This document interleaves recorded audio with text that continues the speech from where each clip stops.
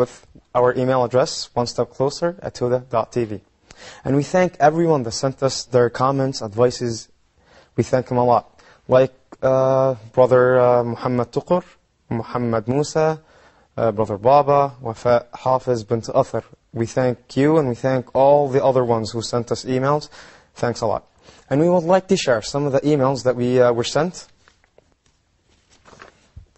This email was sent from Marian, and she's asking, I would like to ask how to attain or develop al-rifq, since it is such an important step to Allah Jalla wa Ala. I believe we spoke during that episode about how to develop rifq, but just to say it or put it in a nutshell, in order to develop a rifq, we need to be mindful of Allah subhanahu wa ta'ala, that He's al-Rafiq. And that Allah, when He created the heavens and the earth, He allowed much time. He could have created them with one word, that's it, on the spot. But Allah allowed more time.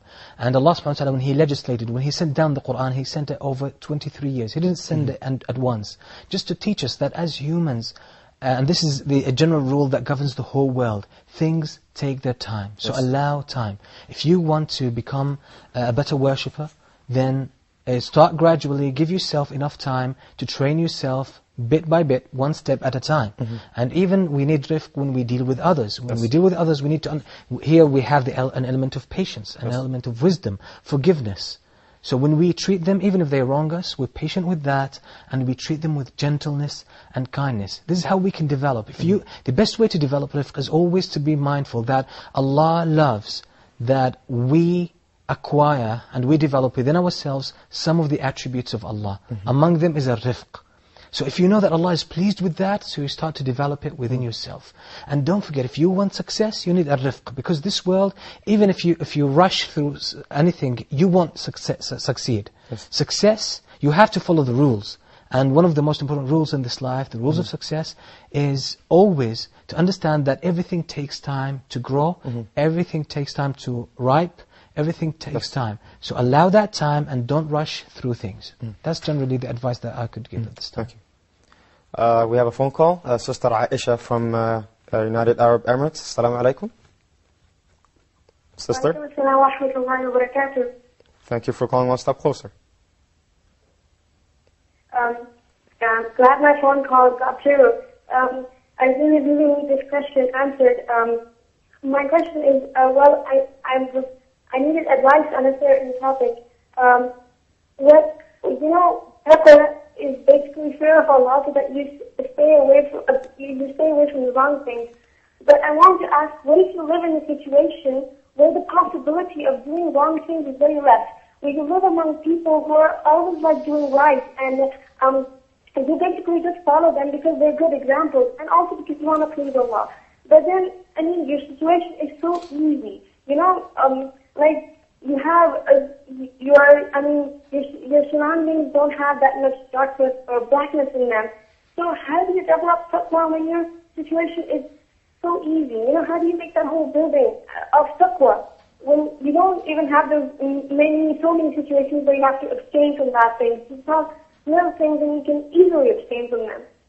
And that was my question. Another part was that when Ramadan was coming, there was, I heard some lectures and I read some articles, and a lot of sheikhs said that Ramadan is a month of mercy and a month of faith, and that in your heart these feelings generate, that you feel afraid of Allah automatically, even if you didn't do that before, and you feel automatically closer to Allah, and as if you're developing taqwa. But 1/3 of Ramadan is being passed through, and I'm not feeling that, and I feel so afraid that maybe this will continue in the future. And my question is basically, how do I develop taqwa in a condition that's easy? Okay, sister.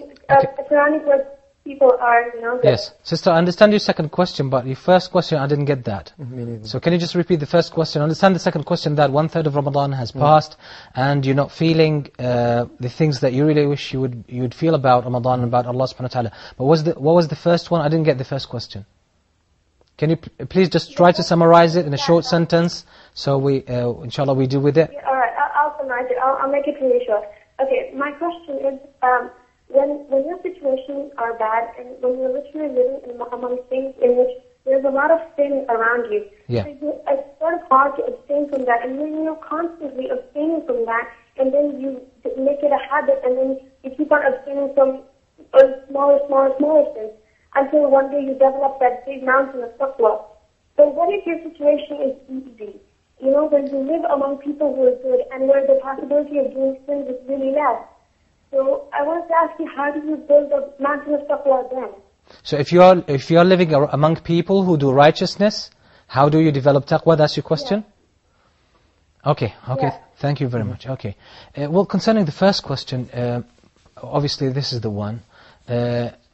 When you live among people of evil, people who do so many sins, it makes sense to have taqwa, that you abstain from these sins and keep away. Yes. What about people who do righteousness?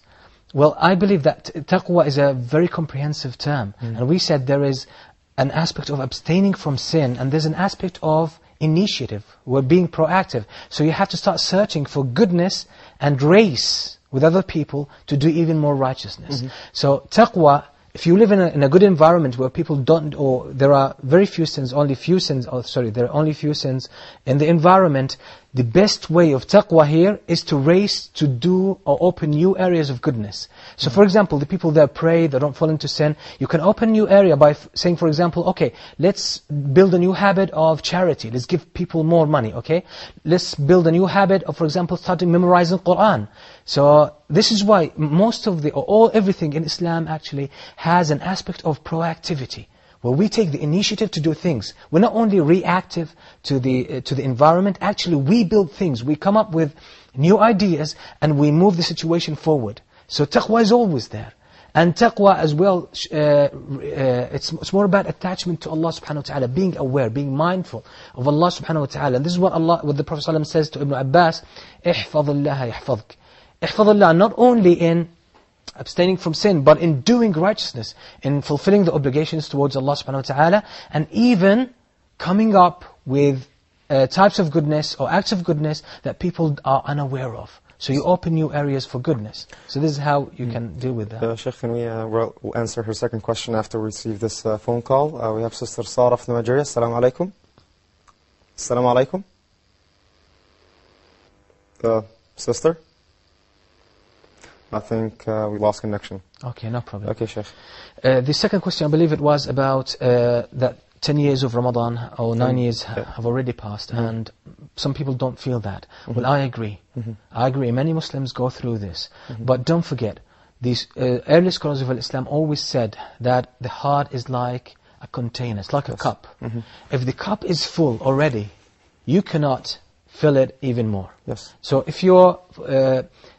in order to, and this is why the scholars always say of Islam, they say التخلية قبل التحلية, التصفية قبل التربية. You have to empty your heart from the elements or the wrong things or things that you shouldn't be having. And then you will have enough space in it to have fear of Allah subhanahu wa ta'ala. So a person who's busy with even the halal things in this world, the luxury of this life, the sweetness of this world, some of the pleasures of this world, some people are so much preoccupied with them. If these have filled your life, you will not have enough space in your heart for Allah subhanahu wa ta'ala. So what we say, try to detach yourself from these pleasures of this world. Don't get attached to them, even if they are halal, especially in this month of Ramadan. Devote yourself totally to Allah subhanahu wa ta'ala. Focus on Allah's rights upon you. And try to listen to the Qur'an. Qur'an opens your heart, especially from good reciters. You can, for example, watch the prayer in Mecca or Medina. It really touches your heart because you see people are really standing before Allah subhanahu wa ta'ala, and many of the reciters, mashallah, have a great level of khushu'. So once you're listening to them, you wish you can become like them. Have the sweetness of Iman to cry and weep as you're reading the Qur'an. This will open a channel between you and Allah subhanahu wa ta'ala. And even if you don't get that sweetness or that feeling soon, keep persisting and remain consistent and make dua to Allah subhanahu wa ta'ala. Allah is trying you. Are you sincere in your approach to Allah subhanahu wa ta'ala? So even if you don't get immediate results, you will keep doing that. And inshallah you will see that Allah will not let you in that state for a long time. Just be persistent, be sincere, and Allah will definitely open your heart and make you feel that sweetness. I have no doubt about this. If you keep that sincerely and you don't give up, Allah will definitely give you more, because Allah is the most generous. Okay, Sheikh. Unfortunately, time's almost up. So if you can just recap what we have said so far. If you can actually say some of the characteristics of the people who have taqwa. Yes, why not share if you have some. Okay, Allah subhanahu wa ta'ala says in Surah Al Imran, وَسَارِعُوا إِلَى مَغْفِرَةٍ مِّن رَبِّكُمْ وَجَنَّةٍ عَرْضُهَا السَّمَاوَاتُ وَالْأَرْضُ وَعُدَّةٍ لِلْمُتَّقِينَ.